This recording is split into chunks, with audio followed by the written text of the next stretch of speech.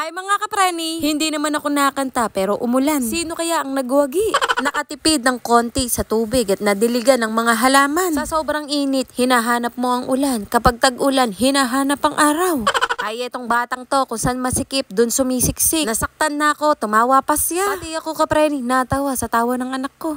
Heto't susuotan ko ng short at lumamig-lamig ang paligid. Kumalma-kalma rin ako kapreni at palaging nainit ang ulo ko. Ewan ko ba, hay nako. Pero ang mga una na to, hindi na kumalma kahit kailan. Ayos doon, ayos dyan, gulo doon, gulo dyan.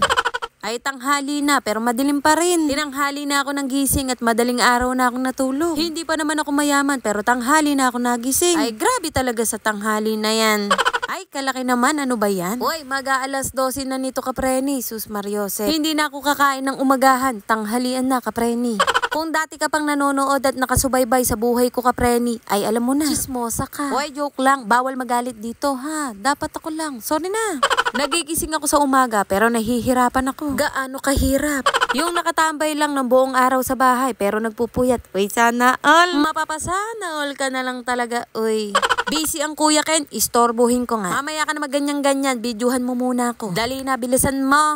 Heto't mga ngapit bahay kami, tanghaling tapat. Hindi ko na itatapat sa hapon. Pupunta ako sa kamaritisan ko. 2 bahay lang ang pagitan namin. O diba, napakalayo.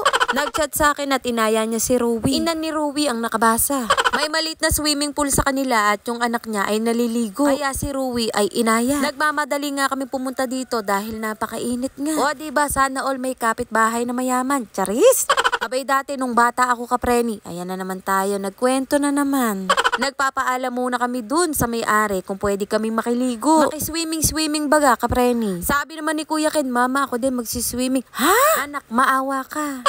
Adult ka na anak kahit hindi pa. Haha! Ay bago lumusong si Rowie, ay lusong talaga Hanes.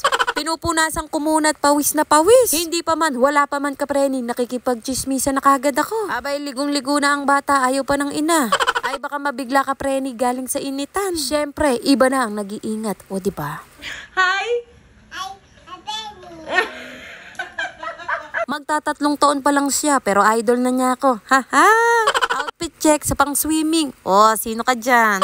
Habang bata pa, magtampisaw sa tubig. Ay, kasarap talaga maging bata. Wala pa silang iniisip na problema. Problema talaga?